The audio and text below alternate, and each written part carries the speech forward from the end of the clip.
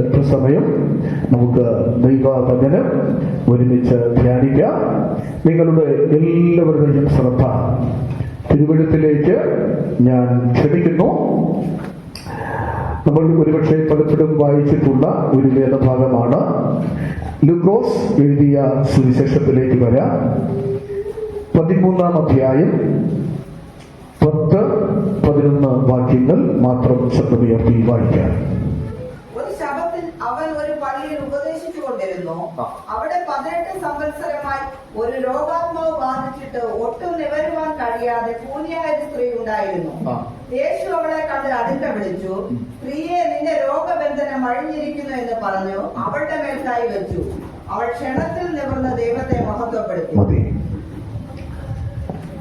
ഇന്ന് പകലിൽ ഈ വായിച്ചു കേട്ട തിരുവഴുത്തിലൂടെ 1-2 ചിന്തകൾ, ഒരു വലിയ സന്ദേശത്തിലേക്ക് പോകാനുള്ള ഒരു സാഹചര്യത്തിലല്ല ദൈവാത്മാവ് ഞാൻ പ്രാർത്ഥിക്കുമ്പോൾ എനിക്ക് ലഭിച്ച ചില വാക്യങ്ങൾ മാത്രം ഇന്ന് പകൽക്കാലം വായിച്ച് ഈ ശുശ്രൂഷ നിർവഹിക്കാനാണ് കർത്താവിൽ താല്പര്യപ്പെടുന്നത്. Praise the Lord. നമ്മളിവിടെ വായിച്ചു 18 സംവത്സരമായി രോഗാത്മാവ് ബാധിച്ച ഒരു സ്ത്രീ. നാം ഈ വിഷയത്തെക്കുറിച്ച് ഒരിക്കൽ ചിന്തിച്ചിട്ടുണ്ട്. അപ്പോൾ അതുകൊണ്ട് ഞാൻ ആ പറയപ്പെട്ട വസ്തുതകളിലേക്ക് പോകുവാൻ ആഗ്രഹിക്കുന്നില്ല. ഇവിടെ നമ്മൾ വായിക്കുന്നത് there is a spirit, ഒരു ആത്മാവിനെ നമ്മളവിടെ കാണുന്നു. ആ ആത്മാവിന്റെ പേര് രോഗത്തിന്റെ ആത്മാവ് എന്നാണ്. അപ്പോൾ അവിടെ 2 കാര്യമുണ്ട്. ഒന്ന്, ഒരു രോഗമുണ്ട്. 2, രോഗത്തിന്റെ പുറകിൽ ഒരു ആത്മാവുണ്ട്. അപ്പോൾ ഈ രോഗവും ഈ ആത്മാവിനാലും ബന്ധിക്കപ്പെട്ട ഒരു സ്ത്രീ, അവൾ 18 ആണ്ടുകളായി പ്രയാസം അനുഭവിക്കുന്നവരാണ്. യേശു ഒരു ദിവസം ആലയത്തിൽ ചെല്ലുന്നു. അവളെ മുൻപിൽ ക്ഷണിക്കുന്നു. അവളോട് പറയുന്ന, സ്ത്രീയെ, നിന്റെ രോഗബന്ധനം അഴിഞ്ഞിരിക്കുന്നു എന്ന് നാം തിരുവഴുത്തിലൂടെ പഠിക്കുന്നു. ഇവിടെ ശ്രദ്ധിക്കേണ്ട, നാം മനസ്സിലാക്കേണ്ട ചില കാര്യങ്ങൾ. ഇവിടെ നമ്മൾ പ്രധാനമായും ഇന്ന് നമ്മൾ ഫോക്കസ് ചെയ്യുന്നത് ആ സ്പിരിറ്റിനെ കുറിച്ചാണ്. ആ സ്പിരിറ്റ്, ആത്മാവിനെ കുറിച്ചാണ്. നമ്മൾ ലൂക്കോസിന്റെ സുവിശേഷത്തിൽ തന്നെ വിവിധ ഭാഗങ്ങളിൽ ഈ ആത്മാവിനെ കുറിച്ച് ലൂക്കോസ് വ്യക്തമാക്കുന്നുണ്ട്. 8-ാം അധ്യായത്തിലേക്ക് വരുമ്പോൾ അവിടെ ഒരു ഭൂതബാധിതനായ ഒരു മനുഷ്യനെ നമ്മൾ കാണുന്നു. യേശു ഗദരദേശത്ത് ചെല്ലുമ്പോൾ ആ മനുഷ്യൻ യേശുവിന്റെ അടുക്കൽ വന്നിട്ട് പറയുന്ന ഒരു പദമുണ്ട്, എന്നെ ഉപദ്രവിക്കരുത്. അതിന് 31-ാമത്തെ വാക്യം പഠിച്ച ആ പിശാച് പറയുന്നുണ്ട്, എന്നെ പാതാളത്തിലേക്ക് അയക്കരുത്. മത്തായി 8:29 വരുമ്പോൾ സമാനമായ സംഭവത്തെ കുറിച്ച് പറയുന്നത്, എന്നെ ഖണ്ഡിപ്പിക്കരുത്. ഇങ്ങനെ ഈ ഗദരദേശത്തുള്ള പിശാച് 3 ആവശ്യങ്ങൾ ഉന്നയിക്കുന്നു: ഖണ്ഡിപ്പിക്കരുത്, ഉപദ്രവിക്കരുത്, പാതാളത്തിലേക്ക് അയക്കരുത്. ഇപ്പോൾ ഈ ആത്മാവ്, അടുത്ത നമ്മൾ വീണ്ടും ലൂക്കോസിന്റെ സുവിശേഷം 11-ാം അധ്യായത്തിലേക്ക് വരുമ്പോൾ അവിടെയും വായിക്കുന്നു, അവൻ ബലവാനായ ഒരു മനുഷ്യന് അവൻ സ്വപ്നം ചെയ്യുന്നു, കൊള്ള പങ്കിടണമെങ്കിൽ അതിലും ബലവാനായ ഒരുവൻ എന്ത് ചെയ്യണം? ഉണ്ടായെങ്കിൽ മാത്രമേ അവന് കൊള്ള പങ്കിടുവാനായി കഴിയത്തുള്ളൂ എന്ന ആശയത്തിൽ നാം തിരുവഴുത്തിലൂടെ പഠിക്കുന്നുണ്ട്. ഇവിടെ സാത്താന്യ സേനകൾ എല്ലാ കാലഘട്ടത്തിലും ദൈവജനത്തിനെതിരെ, സഭയ്ക്കെതിരെ, വ്യക്തികൾക്കെതിരെ ആക്രോശത്തോടെ, ചീറ്റലോടെ, അത് വളരെയധികം ശക്തിയോടെ അടുത്തിട്ടുണ്ട്. ഇപ്പോൾ ഈ സാത്താന്യ മണ്ഡലങ്ങൾ എവിടെയാണ് വിരഹിക്കുന്നത്? നാം തിരുവഴുത്തിൽ വായിക്കുന്നു, തെസ്സലോനിക്യ ലേഖനത്തിൽ നമ്മൾ വായിക്കുന്നു. അവിടെ പ്രധാനമായി 4 വിധ ശക്തികളെ കുറിച്ച് നമ്മൾ പഠിക്കുന്നുണ്ട്. അതിൽ നമ്മൾ വായിക്കുന്നു, ഒന്ന്, ആകാശം അവന്റെ ഒരു വിരഹ കേന്ദ്രമായി നമുക്ക് ദർശിക്കാനായി കഴിയുന്നുണ്ട്. ആകാശമണ്ഡലത്തിലെ ദുഷ്ടാത്മാ സേന എന്നാണ് പറഞ്ഞിരിക്കുന്നത്. ആകാശമണ്ഡലത്തിലെ ദുഷ്ടാത്മാ സേന നമ്മുടെ ആരാധനകൾ, നമ്മുടെ പ്രാർത്ഥനകൾ, നമുക്ക് ലഭ്യമാകേണ്ട ആത്മീക അനുഗ്രഹങ്ങൾ, നമ്മുടെ ജീവിതത്തിൽ പ്രാപിച്ചെടുക്കേണ്ട അവകാശങ്ങൾ, ഇതെല്ലാം തടയുവാൻ ശ്രമിക്കുന്ന ശക്തിയായി ആകാശമണ്ഡലത്തിലെ സേന ദൈവജനത്തിന് എതിരായി നിലകൊള്ളുന്നു എന്ന് തിരുവെടുത്തിൽ നമ്മൾ വായിക്കുന്നുണ്ട്. ആ ശക്തി തന്നെയാണ് ദൈവമനുഷ്യനായ ദാനിയേലിന്റെ പ്രാർത്ഥനയെ തടഞ്ഞത് എന്ന് നമുക്ക് വായിക്കാം. അങ്ങനെയെങ്കിൽ ഒരു രാജ്യത്തിന്റെ പ്രഭുവായി, പാർസിയിലെ പ്രഭു എന്നാണ് അവിടെ വായിക്കുന്നത്. രാജ്യത്തിന്റെ പ്രഭു തന്റെ ഭക്തന്റെ പ്രാർത്ഥന എന്ത് ചെയ്തു? തടഞ്ഞുകൊണ്ടേയിരുന്നു. പക്ഷേ സന്ധ്യായാഗത്തിന്റെ സമയത്തെങ്കിൽ ദൈവം തന്റെ ദൂതനെ അയച്ച് ഈ ശക്തിയെ വെട്ടിക്കളയുവാനായിട്ടിടയായി. ഇന്ന് പകലിലും വചനത്തിന്റെ വെളിപ്പാട് നിന്നുകൊണ്ട് പറയട്ടെ, ആകാശമണ്ഡലത്തിൽ വിലപിക്കുന്ന ദുഷ്ടാത്മാ മണ്ഡലങ്ങളെ സ്വർഗത്തിലെ ദൈവം ഇന്ന് പകൽക്കാലം പ്രാർത്ഥനയുടെ ശക്തിയാൽ കെടുത്തിക്കളയുന്ന ഒരു പകലാക്കി തീർക്കുവാൻ ദൈവത്തിന് പദ്ധതിയുണ്ട്. അത് വിശ്വസിക്കുന്ന ദൈവജനത്തെ ഓർത്ത് എന്റെ രക്ഷകനെ ഞാൻ സ്തോത്രം ചെയ്യുകയാണ്. ഒന്ന്, ആകാശമണ്ഡലം അവന്റെ അധിവാസ കേന്ദ്രമാണ്. രണ്ട്, ഭൂമിയിൽ അവൻ എന്ത് ചെയ്യുന്നുണ്ട്? പ്രവർത്തിച്ചു കൊണ്ടിരിക്കുന്നുണ്ട്. ഭൂമിയിൽ വാഴ്ചകളായും അധികാരങ്ങളായിട്ടും അവൻ എന്ത് ചെയ്യുന്നു? പ്രവർത്തിച്ചു കൊണ്ടിരിക്കുന്നു. അതുകൊണ്ട് പലപ്പോഴും എന്തൊക്കെ ചെയ്യുന്നെന്ന് ചോദിച്ചാൽ, അവൻ ഈ ഭൂമിയിൽ രാജ്യങ്ങൾ തമ്മിൽ ഭിന്നതകൾ ഉണ്ടാക്കുന്നു, കലക്കങ്ങൾ ഉണ്ടാക്കുന്നു, ക്രമസമാധാന നിലയ്ക്ക് തുരങ്കം വയ്ക്കുന്നു. അവൻ നമ്മൾ തമ്മിൽ ഭിന്നതയിലേക്ക് നടത്തുന്നു, നമ്മെ സ്നേഹിക്കുവാൻ കഴിയാത്ത നിലയിലാക്കി തീർക്കുന്നു.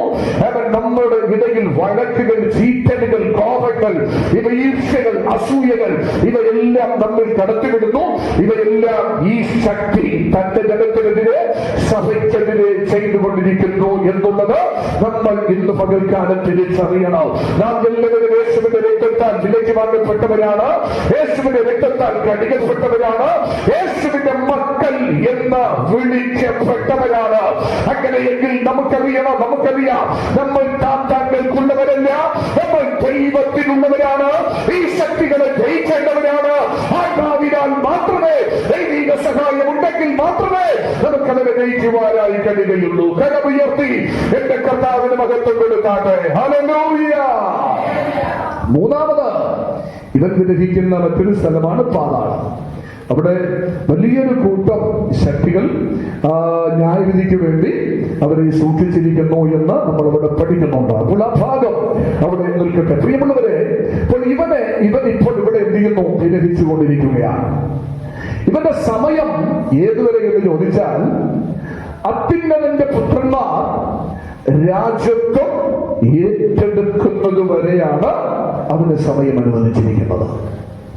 അതുവരെ അവൻ എന്ത് ചെയ്യും? ഇവിടെ പ്രവർത്തിച്ചുകൊണ്ടേയിരിക്കും. അപ്പോൾ ആ സമയത്തൊക്കെ അവൻ എന്തൊക്കെ ചെയ്യാൻ പറ്റുമോ അതെല്ലാം തന്റെ ജനത്തിനെതിരെ അവൻ ചെയ്യും. അപ്പൊ അത്യുന്നതന്റെ പുത്രന്മാർ ആരാണ്? അവൻ ആരാണ് രാജ്യത്വം ഏറ്റെടുക്കേണ്ടത്? എന്താണ് ഈ രാജ്യത്വം? അതൊക്കെ വലിയൊരു വിഷയമാണ്. ഇന്ന് ആ ഭാഗം ഒന്നും തൊടാൻ പറ്റത്തില്ല. ദൈവം അനുവദിച്ചാൽ നമുക്ക് തുടരാം. ഒറ്റ വാക്കിൽ പറയാം, നമ്മൾ ദാനിയേൽ പ്രവചനത്തിലേക്ക് വരുമ്പോ 2-ാം അധ്യായത്തിലും 7-ാം അധ്യായത്തിലും നെബൂഖദ്നേസർ ഒരു സ്വപ്നം കാണുന്നുണ്ട്, ദാനിയേലും ഒരു ദർശനം കാണുന്നുണ്ട്. സമാന അർത്ഥമുള്ള, സ്വഭാവമുള്ള രണ്ട് ദർശനങ്ങളാണ്. ഇതിൽ 2-ാം അധ്യായത്തിന്റെ 44-ാമത്തെ വാക്യം എന്ന് ഞാൻ ചിന്തിക്കുന്നു. അവിടെ അവൻ സ്തോത്രം ചെയ്യുന്നു, ഈ രാജാക്കന്മാരുടെ കാലത്ത് ദൈവം തമ്പുരാൻ മറ്റൊരു രാജ്യത്വം എന്ത് ചെയ്യും? അവൻ തുടങ്ങുവാനായിട്ട് ആരംഭിക്കും. യഥാർത്ഥത്തിൽ ഈ രാജ്യത്വം എന്ന് പറയുന്നത് അത് പിതാവായ ദൈവത്തിന്റെ കരത്തിൽ ഇരുന്ന ഒന്നാണ്.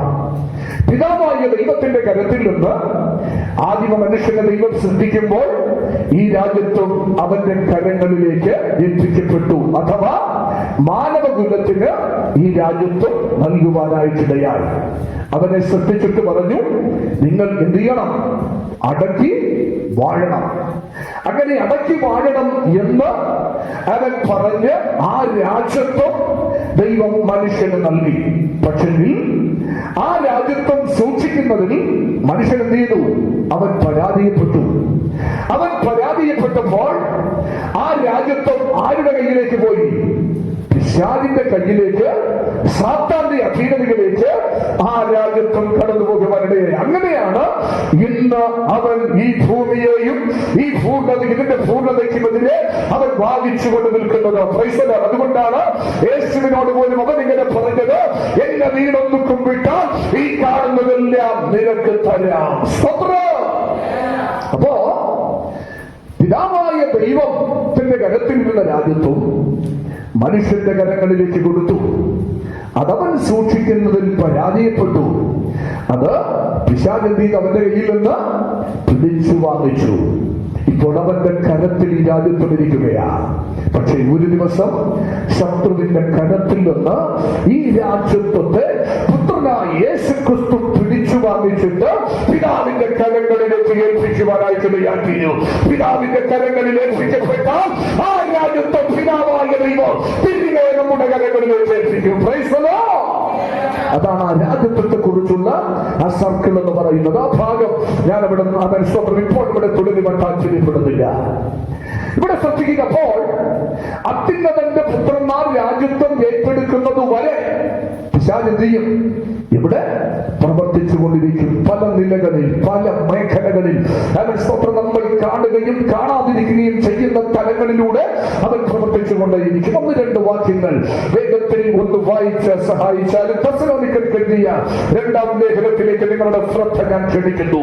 തെസ്സലോനിക്കർക്ക് എഴുതിയ 2-ാം ലേഖനം, അവൻ 2-ാം അധ്യായം അതിന്റെ 7-ാമത്തെ തിരുവെടുത്ത് ശബ്ദമുയർത്തി വായിച്ചാട്ടെ.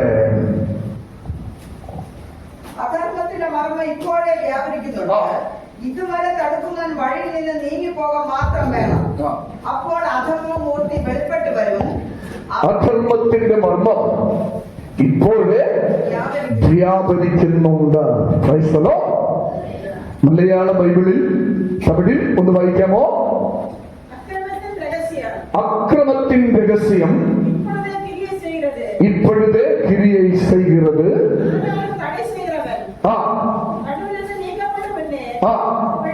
ഓക്കെ. ഇപ്പോൾ തമിഴിലും മലയാളത്തിലും ഏകദേശം ഒരുപോലെയാണ്. അധർമ്മത്തിന്റെ മർമ്മം ഇപ്പോഴേ വ്യാപരിക്കുന്നുണ്ട്. ഈ അധർമ്മത്തിന്റെ മർമ്മം എന്നതിന് NIV ന്യൂ ഇന്റർനാഷണൽ വേർഷൻ ബൈബിളിൽ അത് എഴുതിയിരിക്കുന്നത് എങ്ങനെയാണ്? സീക്രട്ട് പവർ ഓഫ് ലോലെസ്നെസ് എന്നാണ് എഴുതിയിരിക്കുന്നത്. എന്ന് പറഞ്ഞാൽ സീക്രട്ടായ രഹസ്യ സ്ഥലങ്ങളിൽ ഇരുന്ന് പ്രവർത്തിക്കുന്ന ഒരു ശക്തി, രഹസ്യ സ്വഭാവമുള്ള ഒരു ശക്തി, അധർമ്മത്തിന്റെ വ്യാപാരം എന്നതിന്. അപ്പോൾ ഒരു വസ്തുത ദൈവസഭ ഇന്നും തിരിച്ചറിയണം. രാജ്യത്വം നമുക്ക് നീതു നഷ്ടപ്പെട്ടിരിക്കുന്നു. എങ്കിലും ദൈവത്തിന്റെ മഹാകരുണയാൽ നാം നടത്തപ്പെട്ടുകൊണ്ടിരിക്കുകയാണ്. കാരണം ദൈവം അന്ത്യം വരെ നടത്താമെന്ന് വാക്കും തന്നിട്ടുണ്ട്. അപ്പൊ തമ്പുരാൻ വാക്ക് തന്നിരിക്കുന്നത് കൊണ്ട് തമ്പുരാൻ എതിയത്തില്ല, നമ്മൾ കൈവിടില്ല, ഉറപ്പാണ്.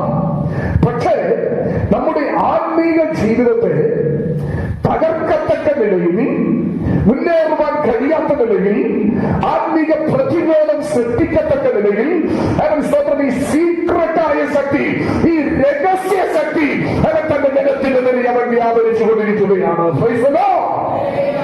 അന്ത്യകാലത്തിൽ നമ്മൾ വന്നിരിക്കുന്നത് ഒരു അന്ത്യകാലത്തിലാണ്. അപ്പോ നമ്മൾ ചിന്തിക്കും, ഇന്ന് ആരാധനയ്ക്ക് പോകണോ വേണ്ട, മഴ, ഇതുവഴി പോകാൻ വഴിയൊന്നും ക്ലിയർ ഇല്ല, ചന്ത പിടിച്ച് കിടക്കുന്നു, എങ്ങനെ പോകും? അവിടെ ചെന്നിരുന്ന് തണുത്ത് പറച്ച് പുള്ളിക്കാരന്റെ ആട്ടിൽ ശകാരം തുപ്പെല്ലാം കേൾക്കണം, എന്തിനു പോകണം, അല്ലേ? ഇങ്ങനെയൊക്കെ നമ്മൾ ചിന്തിക്കാറുണ്ട്. ഇതാരാ കൊണ്ടിരുന്നത്? മാറ്റവനാ. അവൻ നമ്മൾ തിരിച്ചറിയണം. രഹസ്യത്തിൽ വ്യാപരിക്കുന്ന അവനൊരു ശക്തി, അവനൊരു സീക്രട്ട് പവർ, അവൻ ഹിന്ദു സഭയ്ക്കാരെ സഭ തിരിച്ചറിയണം. നമ്മുടെ ആത്മമണ്ഡലത്തിനെതിരെ, അവൻ നമ്മുടെ ജീവിത നിലവാരങ്ങൾക്കെതിരെ, ആത്മീക മനുഷ്യൻ പച്ച പിടിക്കുന്നതിനെതിരെ വാദിച്ചു നിൽക്കുന്ന ചില മണ്ഡലങ്ങളെ ദൈവസഭ ഇന്ന് പകലിന് ആത്മാവിൽ പോരാടി ജയിക്കണം. നമ്മുടെ കുടുംബങ്ങൾക്കെതിരെ വാദിക്കുന്ന ചില രഹസ്യ ശക്തികൾ, നമ്മുടെ തലമുറകൾക്കെതിരെ വാദിക്കുന്ന ചില രഹസ്യ ശക്തികൾ, നമ്മുടെ ബിസിനസ്സിനെതിരെ വാദിക്കുന്ന ചില രഹസ്യ ശക്തികൾ ഇന്ന് പകൽക്കാലം ആത്മാവിനാൽ ദൈവസഭ ജയിക്കുവാനായിട്ടിടയായി തീരട്ടെ. Praise God. ഈ സീക്രട്ട് പവർ ഇത് എവിടെ ഇരിക്കുന്നു, എങ്ങനെ ഇരിക്കുന്നു എന്നൊന്നും നമുക്ക് അറിയത്തില്ല. അവൻ പതിയിരിക്കുന്നവനാ, ഒളിച്ചായിരിക്കുന്നേ. അവൻ സ്തോത്രം. നമ്മൾ തിരുവെഴുത്തിൽ വായിക്കുന്നു, സാത്താൻ ഉപായത്താൽ എന്ത് ചെയ്തു? സർപ്പയെ ചതിച്ചു, അല്ലെ?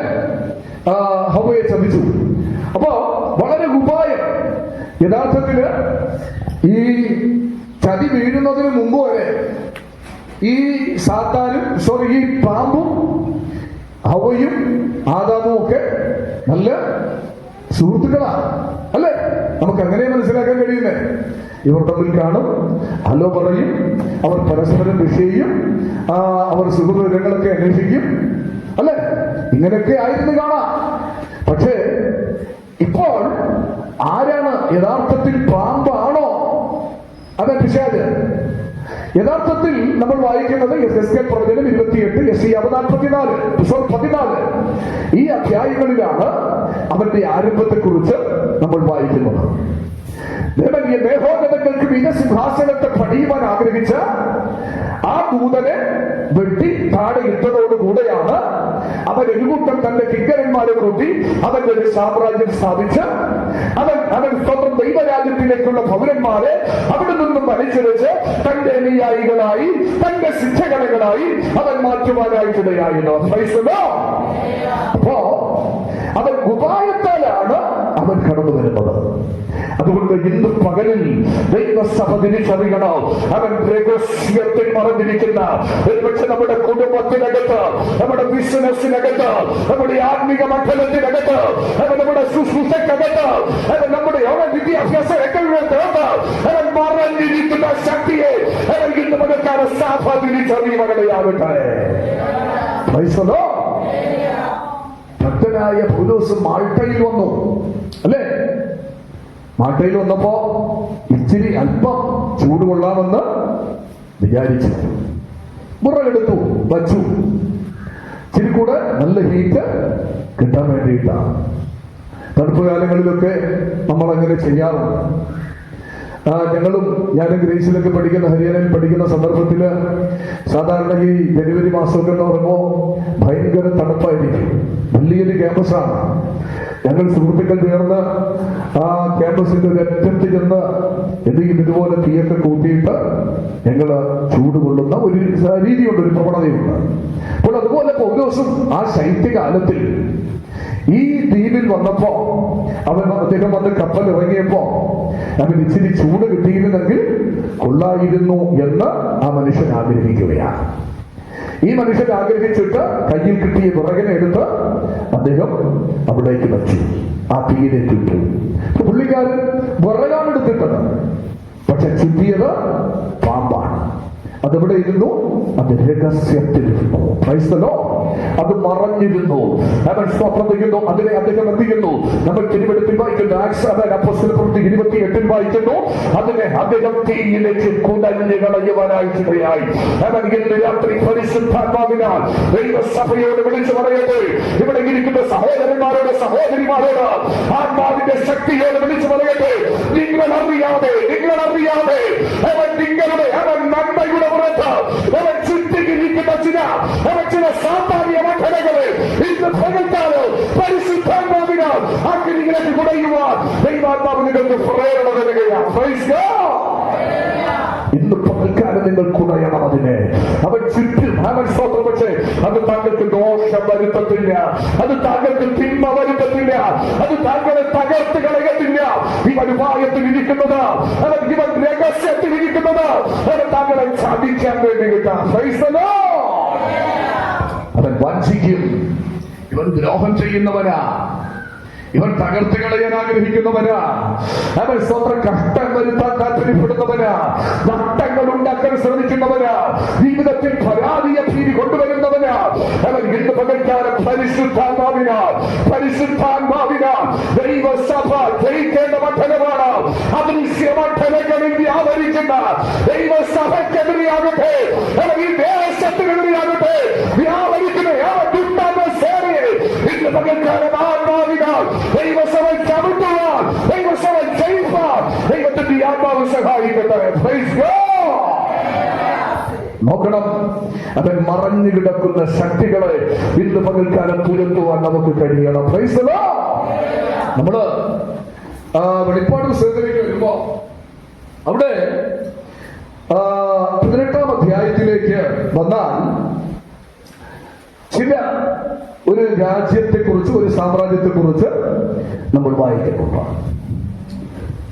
വായിക്കും, കടന്നു വരും. 18-ാം അധ്യായം 1 മുതലുള്ള ഒരു ചില വാക്യങ്ങൾ. ഞാൻ വലിയ അധികാരമുള്ള മറ്റൊരു ദൂതൻ സ്വർഗ്ഗത്തിൽ നിന്ന് ഇറങ്ങുന്നത് കണ്ടു. അവന്റെ തേജസ്സിനാൽ ഭൂമി പ്രകാശിച്ചു. അവൻ ഉറക്കെ വിളിച്ചു പറഞ്ഞത്, വീണുപോയി മഹതിയാം ബാബിലോൺ, വീണുപോയി മഹതിയാം ബാബിലോൺ, വീണുപോയി ദുർഭൂതങ്ങളുടെ പാർപ്പിടവും, ദുർഭൂതങ്ങളുടെ പാർപ്പിടവും, അശുദ്ധാത്മാക്കളുടെ അശുദ്ധിയും അറപ്പുമുള്ള സകല പക്ഷികളുടെയും തടവും ആയിത്തീർന്നു.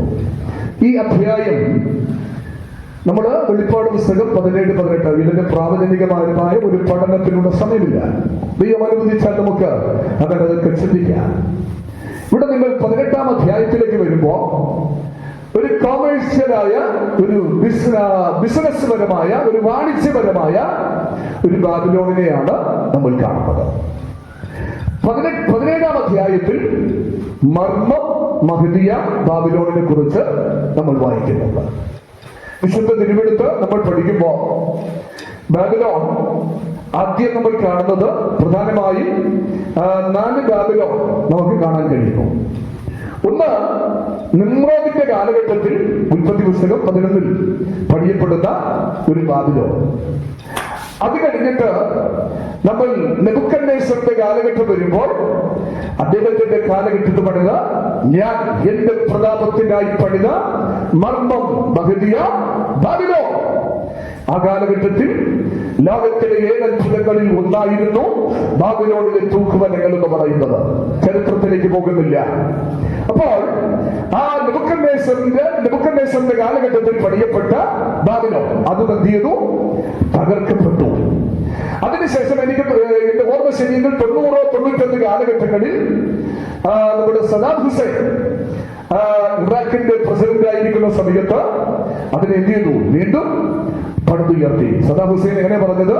ഞാൻ അദ്ദേഹത്തിന്റെ മകനാണ് എന്ന് അവകാശത്തിലാണ്, ആരുടെ? നെബൂഖദ്നേസറിന്റെ മകനാണ് എന്ന് സ്വയമായി അവകാശപ്പെട്ടുകൊണ്ടാണ് അദ്ദേഹം എന്ത് ചെയ്യുന്നത്? അവൻ സ്വർഗ്ഗത്തിലേക്ക് ബാബിലോൺ 3-ാമതായിട്ട് പണിത് ഉയർത്തുവാനിടയായത്.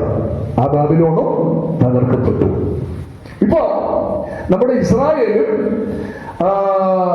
ഇറാനും തമ്മിലാണ് അടിച്ചുകൊണ്ടിരിക്കുന്നത്. ഈ ബാബിലോൺ എന്ന് പറയുന്നത് ഇറാഖാണ്. അവിടെ നിന്നാണ് നമ്മുടെ വിശ്വാസത്തിന്റെ പിതാവ് എന്നറിയപ്പെടുന്ന അബ്രഹാം ഇറങ്ങി തിരിച്ചത്, കൽദികളുടെ പട്ടണമായ മെസൊപ്പൊട്ടേമിയയിൽ നിന്ന്. അപ്പോ നിങ്ങൾ മനസ്സിലാക്കണം, ഇപ്പോൾ ഈ ശക്തികളെല്ലാം ഇനി ഒന്നാണ്. ഇവിടെ ഇനി ഒരു ബാബിലോൺ പണിയപ്പെടേണ്ടതായിട്ടുണ്ട്. അത് വാണിജ്യ ബാബിലോണാണ്.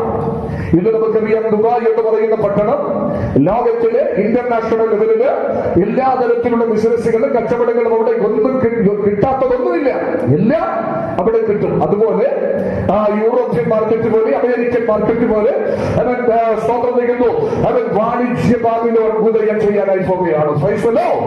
ഈ വാണിജ്യ ബാബിലോൺ ഉദയം ചെയ്യും.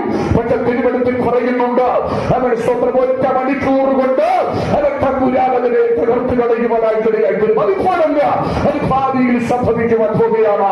അതിനുള്ള ഒരുക്കങ്ങൾ നടന്നുകൊണ്ടിരിക്കുന്നു. ഈ കാര്യമെല്ലാം ദാനിയേൽ നേരത്തെ തന്നെ കാണുന്നുണ്ട്, വിശദീകരിക്കുന്നില്ല. അവൻ നിങ്ങൾ ശ്രദ്ധിക്കുക, ഈ ബാബിലോൺ അവൻ 18-ൽ ഒരു വാണിജ്യ ബാബിലോണിനെയാണ് കാണുന്നതെങ്കിൽ അവൻ യോഹന്നാൻ ദൈവത്തിന്റെ ആത്മാവിൽ 17-ാം അധ്യായത്തിൽ അവൻ കാണുന്ന ഒരു അവൻ സ്വന്തം ബാബിലോണുണ്ട്. അവൻ സ്വന്തം 17-ന്റെ 5-ാമത്തെ വാക്യം വേഗത്തിൽ വായിച്ചാൽ 17-ന്റെ 5 വേഗത്തിൽ. മർമ്മം മഹദിയാം ബാബിലോൺ, വേശ്യകളുടെയും മ്ലേച്ഛതകളുടെയും മാതാവ്. അവരുടെ നെറ്റിയിൽ എഴുതിയിട്ടുണ്ട്. വിശുദ്ധന്മാരുടെ രക്തവും യേശുവിന്റെ സാക്ഷികളുടെ രക്തവും കുടിച്ച് മത്തിയായിരിക്കുന്ന ഞാൻ കണ്ടു. നോക്കുക, അവൾ എങ്ങനെയാണ് ആരോഗ്യവതിയായിരിക്കുന്നത്? മർമ്മം മഹതിയാം ബാബിലോൺ ആരാണ്? മ്ലേച്ഛതകളുടെയും വേശ്യകളുടെയും മാതാവ്, സകല അശുദ്ധികളുടെയും വിളവില ആയിട്ടാണ് അവളെ ചിത്രീകരിക്കുന്നത്. അവൾ ഇങ്ങനെ മത്ത് പിടിച്ചിരിക്കുകയാണ്. അവളുടെ ആ ദൃഷ്ടിക്ക് കാരണം എന്താണെന്നറിയാമോ? 5ാമത്തെ വാക്യത്തിൽ നമ്മൾ വായിച്ചത്, വിശുദ്ധന്മാരുടെ രക്തവും യേശുവിന്റെ സാക്ഷികളുടെ രക്തവും കുടിച്ച് അവൾ മത്തയായി തീർന്നു. Praise the Lord. ഇന്ന് പകലിലും ദൈവസഭയ്ക്കെതിരെ, ദൈവജനത്തിനെതിരെ, അവൻ ഭക്തഗണങ്ങൾക്കെതിരെ അവൻ ഈ ശക്തിയിൽ വ്യാപരിക്കുന്നുണ്ട്. നമ്മുടെ രക്തം കുതിക്കുവാൻ ആഗ്രഹിക്കുന്ന ഒരു ശക്തി, അവൻ നമ്മെ കീറി മുറിക്കുവാൻ ആഗ്രഹിക്കുന്ന ഒരു ശക്തി, അവൻ നമ്മെ തച്ചുടയ്ക്കുവാൻ ആഗ്രഹിക്കുന്ന ഒരു ശക്തി ഇന്ന് പകൽക്കാലം ചെയ്യുവാൻ ദൈവസഭയ്ക്ക് കഴിയട്ടെ. Praise God. നമ്മെ മുക്കിക്കളയും. നമ്മള് തിരുവെടുത്ത് വായിക്കുമ്പോ ഞാൻ ആമുഖത്തിൽ ഓർപ്പിച്ചതുപോലെ യേശു ഗദരദേശത്തിലേക്ക് തന്റെ ശിഷ്യന്മാരുമായി പടകിൽ എന്ത് ചെയ്യുന്നുണ്ട്? പോകുന്നുണ്ട്. ആ യാത്രയിൽ യേശു അവിടെ എത്താതിരിക്കണം എന്നത് ആരുടെ കടമയാണ്? സാത്താന്റെ കടമയാണ്. പിശാച് ടാർഗറ്റ് ഇടുന്നു യേശുവിനെ. അപ്പോ യേശുവിനെ ടാർഗറ്റ് ഇട്ടാൽ മാത്രമേ യേശു ഇവിടെ വരാതിരിക്കത്തുള്ളൂ. ഈ ചങ്ങലകളാൽ ബന്ധിക്കപ്പെട്ട മനുഷ്യൻ സ്വതന്ത്രനാകാതിരിക്കത്തുള്ളൂ. യേശു പോയി കഴിഞ്ഞാൽ അവിടെ അത്ഭുതം നടക്കുമെന്ന് പിശാചിന് നന്നായിട്ട് അറിയാം. Praise the Lord. അതുകൊണ്ട് യേശു യാത്ര ചെയ്ത പടകിനെ എന്ത് ചെയ്തു? തിരമാലകളെ ഉയർത്തി അവനെ മറിച്ചിട്ട് കൊന്നുകളയുവാനായിട്ട് ആഗ്രഹിച്ചു. Praise the Lord. ഇന്ന് പകലിൽ അവൻ ദൈവസഭ മനസ്സിലാക്കണം. അവൻ പിശാചി എപ്പോഴും ചതിക്കുന്നവനാണ്, വഞ്ചിക്കുന്നവനാണ്. അവൻ നമ്മൾ യാത്ര ചെയ്യുന്ന, അവൻ നമ്മുടെ വാഹനങ്ങളിൽ, അവൻ സ്വന്തം ചെയ്യുന്ന നമ്മുടെ പാതകളിൽ അപകടങ്ങൾ വരുത്തുവാൻ പതിയിരിക്കുന്ന അവൻ അന്യായ ശക്തിയാണ്. ഇന്ന് പകൽക്കാല സഭയെ അത് തിരിച്ചറിയണം. Praise God. നിങ്ങള് അവൻ ആ ഭാഗം പഠിക്കുമ്പോ കാറ്റടിക്കുന്നു, ഇതിനെ മറിക്കാൻ ആഗ്രഹിക്കുന്നു. പക്ഷെ അപായൊന്നും സംഭവിക്കാതെ തമ്പുരാൻ നിശ്ചിത സ്ഥലത്ത് എന്ത് ചെയ്യുന്നു? എത്തിച്ചേരുന്നു. അവിടെ എത്തിച്ചേരുമ്പോ ഈ പിശാച് പിടിച്ച മനുഷ്യൻ എന്താ ചെയ്തത്? ഈ മനുഷ്യൻ വന്നിട്ട് പറഞ്ഞ പദമാണ് ഞാൻ ആദ്യം പറഞ്ഞത്. അത്യുന്നതനായ ദൈവത്തിന്റെ പുത്ര, സമയത്തിന് മുന്നമേ ഞങ്ങളെ ദണ്ഡിപ്പിക്കുവാൻ വന്നുവോ? അതുകൊണ്ട് അവൻ വന്നിട്ട് പറയുന്നു, ഞങ്ങളെ ഉപദ്രവിക്കരുത്, ഞങ്ങളെ ദണ്ഡിപ്പിക്കരുത്, ഞങ്ങളെ പാതാളത്തിലേക്ക് അയക്കരുത്. അപ്പൊ നേരത്തെ ഇവൻ ആരായിരുന്നു? യേശുവിനെ രഹസ്യത്തിൽ ഒതുക്കാൻ ആഗ്രഹിച്ചപ്പോ ഇവൻ പുലിയായിരുന്നു, അല്ലേ? അവൻ പുലിയായിരുന്നു. യേശുവിനെ കണ്ടപ്പോഴാ യേശുവിനെ കണ്ടപ്പോഴാ എലിയായി, പൂച്ചയായി, അല്ലേ? പുലി പൂനയായി. അപ്പോ യേശുവിന്റെ അടുത്ത് പറയാണ്, പ്ലീസ് ചെയ്യുക, റിക്വസ്റ്റ് ചെയ്യുക, എന്ത് ചെയ്യരുത്? അങ്ങോട്ട് അയക്കരുത്, ദണ്ഡിപ്പിക്കരുത്, ഉപദ്രവിക്കരുത്. അവൻ ഇന്ന് പകൽക്കാലം പരിശുദ്ധാത്മാവിനാൽ ദൈവസഭയോട് വിളിച്ചു പറയട്ടെ, അവൻ ശത്രുവിനെ നിന്റെ മുൻപിൽ മുട്ടുകുത്തിക്കുന്ന ദിവസങ്ങളാണിത്. അവൻ നിനക്കെതിരെ നിൽക്കുന്ന രോഗാത്മാവിന്റെ മഠനങ്ങളിട്ട്, തകർച്ചകളിട്ട്, പരാജയങ്ങളിട്ട്, ആത്മീക മുന്നേറ്റത്തെ തടയുന്ന അവൻ ദുഷ്ടാത്മാവിന്റെ മഠനങ്ങൾ ഇന്ന് പകൽക്കാലം സ്വർഗ്ഗം അവൻ ശത്രു നിന്റെ മുൻപിൽ മുട്ടുകുത്തിക്കുവാൻ ആഗ്രഹിക്കുകയാണ്. Praise God. അതുകൊണ്ട് ഇന്ന് പകലിൽ ഈ ശക്തിയെ സഭ വ്യക്തമായി തിരിച്ചറിയണം. ഈ സഭയെ ദൈവസഭ ജയിക്കണം. ഈ ശക്തിയെ അവൻ സ്തോത്രം. നെഹെമ്യാവിന്റെ കാലഘട്ടത്തിൽ അവരെന്തെന്നറിയാമോ? നമ്മൾ 6-ാം അധ്യായം പഠിക്കുമ്പോ 1 മുതൽ 1-ാമത്തെ വാക്യം നമ്മൾ പഠിക്കുമ്പോ സൻബല്ലത്ത് അത് വായിച്ചേ. മതിൽ പണിതു.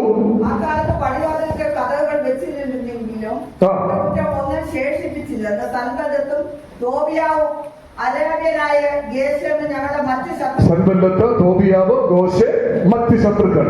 അപ്പോ ഇവിടെ ശ്രദ്ധിച്ചോ, 3 പേരുടെ പേര് വ്യക്തമായി പറയുന്നുണ്ട്. സൻബല്ലത്ത്, തോബിയാവ്, ഗോശോ. എന്നിട്ട് പറയുന്നു മറ്റ് ശത്രുക്കൾ, അവർ രഹസ്യത്തിൽ പതിയിരിക്കുന്നവരാണ്. അടുത്ത 2ാമത്തെ വാക്യത്തിലേക്ക് വരുമ്പോ വലിയ നാം സമഭൂമിയിൽ ഒരു ഗ്രാമത്തിൽ യോഗം കൂടെ എന്ന് പറയും. എന്നോട് ദോഷം ചെയ്യുവാനായിരുന്നു അവർ നിരൂപിച്ചത്. ഞാൻ അവരുടെ അടുക്കിലേക്ക് ദൂതന്മാരെ അയച്ചു. ഞാനൊരു വലിയ വേല ചെയ്തു വന്നു. എനിക്ക് അങ്ങോട്ട് വരുവാൻ കഴിവില്ല. ഞാൻ വേല വിട്ട് നിങ്ങളുടെ അടുക്കൽ വരുന്നതിനാൽ അതിന് മെനക്കേട് വരുത്തുന്ന എന്തിനെന്ന് പറയിച്ചു. അവർ 4 പ്രാവശ്യം ഇങ്ങനെ എന്റെ അടുക്കൽ ആളയച്ചു. ഞാനും ഈ വിധം തന്നെ മറുപടി പറഞ്ഞു. ഇവിടെ നിങ്ങൾ ശ്രദ്ധിച്ചാൽ നെഹെമ്യാവിന്റെ പുസ്തകം 2-ാം അധ്യായം 6-ാം അധ്യായം നമ്മൾ പഠിക്കുമ്പോ ആദ്യം 3 പേരും പിന്നെ അവരോടുകൂടെ കുറച്ച് കൂടുതൽ ആൾക്കാരും. എത്രയാണ് ശത്രുക്കളുടെ എണ്ണമെന്ന് അവിടെ വ്യക്തമാക്കുന്നില്ല. 2ാമത്തെ വാക്യം നമ്മൾ പഠിക്കുമ്പോ ഈ സൻബല്ലത്തും ഗോശേവും അവന്റെ അടുക്കൽ ആളയച്ചു. ആരുടെ അടുക്കൽ? നെഹെമ്യാവിന്റെ അടുക്കൽ ആളയക്കുന്നു. അപ്പോൾ ആദ്യം 3 ശത്രുക്കളുടെ പേരും അവരുടെ കൂടെ കുറച്ച് പേരും. 2ാമത്തെ വാക്യത്തിൽ 2 ശത്രുക്കളെ കുറിച്ച് മാത്രമേ പറയുന്നുള്ളൂ. അപ്പൊ ഇവര് 2 പേരും കൂടെ ചേർന്ന് അവർ എഴുത്തൊക്കെ തയ്യാറാക്കി.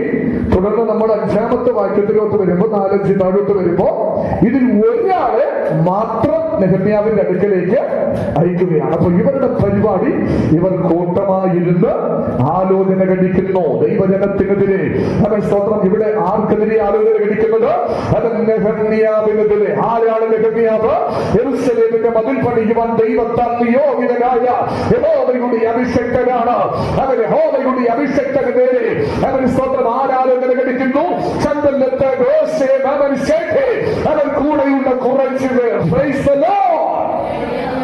യഥാർത്ഥത്തില്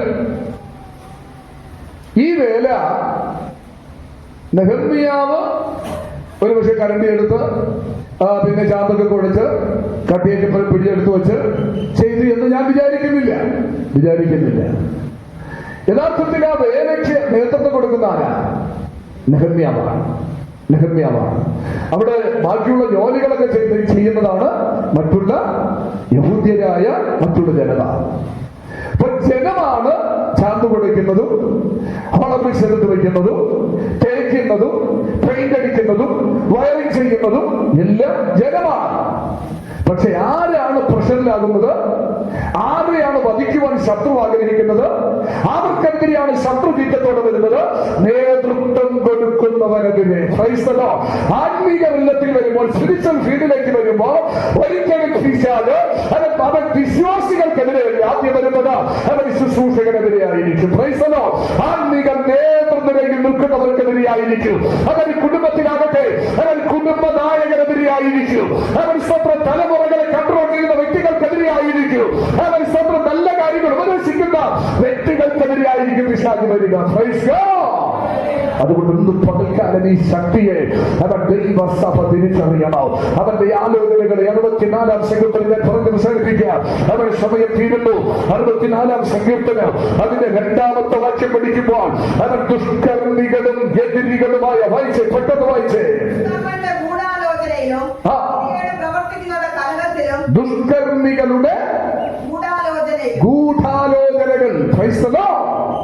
അപ്പോ ഇവിടെ ദുഷ്കർമ്മികളായ അവൻ കുറച്ച് അവൻ ദുഷ്ടത്തരം മാത്രം പ്രവർത്തിക്കുന്ന കുറച്ച് ആൾക്കാര്. ഇവർക്കൊരു പ്ലാറ്റ്ഫോം ഉണ്ട്. ആ പ്ലാറ്റ്ഫോമില് ഇവർ കൂടുന്നു, ഇവർ ആലോചിക്കുന്നു, അവൻ നമുക്കെതിരെ എന്തൊക്കെ ചെയ്യാം. അവൻ സ്തോത്രം ചെയ്യുന്നു. അവൻ ബ്രദർ ജസ്റ്റിൻ അവൻ അവിടെ ഒരു കട ഇട്ടുകൊണ്ടിരിക്കുന്നുണ്ട്. അദ്ദേഹത്തിനെതിരെ എന്തൊക്കെ ചെയ്യാം. അവൻ അദ്ദേഹത്തിന്റെ നന്മ എങ്ങനെ മുടക്കാം. അവൻ വരേണ്ട അവൻ അനുഗ്രഹങ്ങളെ ഏതെല്ലാം നിലയിൽ മുടക്കാം. അപ്പോ അവൻ സ്വന്തം വരുന്ന വ്യക്തികളോട് അവൻ എന്തൊക്കെ കപടങ്ങൾ പറയാം. അവൻ പിശാച് അങ്ങനെ ടാർഗറ്റിടുന്നു. ഇങ്ങനെ ഓരോ കുടുംബങ്ങളെ കുറിച്ച്, ഓരോ വ്യക്തികളെ കുറിച്ച് പിശാച് ടാർഗറ്റിടുന്നു. അവൻ അവിടങ്ങളിലായി കൂട്ടക്കൂടുന്നു. അവൻ ദുഷ്കർമ്മിയായ അവൻ ദുഷ്ടപിശാച് അവൻ തന്റെ ജനത്തിനെതിരെ, വിശുദ്ധ സഭയ്ക്കെതിരെ, ദൈവ ഭക്തജനങ്ങൾക്കെതിരെ അവൻ കൂട്ടം കൂടിക്കൊണ്ടിരിക്കുന്നു. 2-ാം സങ്കീർത്തനം 1-ാമത്തെ വാക്യം പഠിക്കുമ്പോൾ യഹോവയ്ക്കും അവന്റെ അഭിഷിക്തനും വിരോധമായി അവൻ ശത്രു കൂടാലോചന ലഭിക്കുമ്പോൾ സ്വർഗത്തിൽ വസിക്കുന്നവൻ അവരെ നോക്കി പരിഹസിക്കുകയാ, അവരെ നോക്കി ചിരിക്കുകയാ. അവൻ ഇന്ന് പകൽക്കാലം സ്വർഗത്തിൽ വസിക്കുന്ന അവൻ സ്വർഗീയ മക്കളാണ്. അവൻ ഇന്ന് പകൽക്കാലം നമുക്ക് ആ ശത്രുവിനെ നോക്കി അവൻ ചിരിക്കുവാനായി കഴിയട്ടെ. Praise God. നമുക്കെതിരെ അവൻ ആക്രോശത്തോടെ കടന്നു വരുമ്പോൾ ആ ദുഷ്ടപിശാചിനെ നോക്കി അവൻ ഇന്ന് പകൽക്കാലം നമുക്ക് പരിഹസിപ്പാനായി കഴിയണം. അതിനോട് അഭിഷേകത്തെ ഇന്ന് പകൽക്കാലം നമ്മൾ ഇവിടെ നിന്ന് പ്രാപിച്ചിട്ട് വേണം പോകാൻ. അവൻ പ്രിയപ്പെട്ടവരെ, എന്റെ വാക്കുകളെ ഞാൻ ദീർഘിപ്പിക്കുന്നില്ല. അവൻ സ്വന്തം ധാരാളം പറയുവാനുണ്ട്. ദൈവം അനുവദിക്കുന്ന നിമിഷങ്ങൾ നമുക്ക് പിന്നെയും തുടരാം. ഇവിടെ 18 ആണ്ടുകളായി രോഗാത്മാവ് ബാധിച്ച ഒരു സ്ത്രീ യേശുവിന്റെ അടുക്കൽ വരുന്നു. ആ സ്ത്രീയുടെ കർത്താവ് 18 ആണ്ടുകളായി അവളെ ബന്ധിച്ച ആത്മാവിനെ കർത്താവ് തകർക്കുവാനിടയായി. അവൻ ഇന്ന് പകലിൽ നിങ്ങളുടെ കുടുംബത്തിനകത്ത് പതിയിരുന്ന അവൻ പോരാടുന്ന മണ്ഡലങ്ങളെ എന്റെ കർത്താവ് തകർക്കുവാൻ ആഗ്രഹിക്കുകയാ. അവൻ ശിക്ഷോട്ടന്റെ അമ്മയപ്പന്മാരുമായി അവൻ കടന്നു പോകുമ്പോൾ ചിന്തയിലെ മുട്ടിരുത്തോട്ടത്തിൽ നിന്ന് അപ്പനെയും അമ്മയെയും കടിച്ചു കീഴേണ്ടതിന് അവൻ രഹസ്യത്തിൽ പതിയിരുന്ന ശത്രു ആ മാനസികം അവൻ ചാടി വന്നപ്പോൾ അതിനെ പിടിച്ചെടുത്ത് ആത്മാവിനാൽ കീറിക്കളഞ്ഞതുപോലെ ഇത് പകൽക്കാലം ശത്രുവിനെ കീറുവാൻ അവൻ ദൈവത്തിന് അഭിയോഗം പ്രാപിക്കാം. ദൈവകരകളിൽ കൊടുക്കാം. എല്ലാ കണ്ണുകളും അടങ്ങട്ടെ, മുഴക്കാലുകൾ അടങ്ങട്ടെ. എല്ലാ ദൈവജനവും സ്തോത്രം ചെയ്താണ്. ഹല്ലേലൂയ.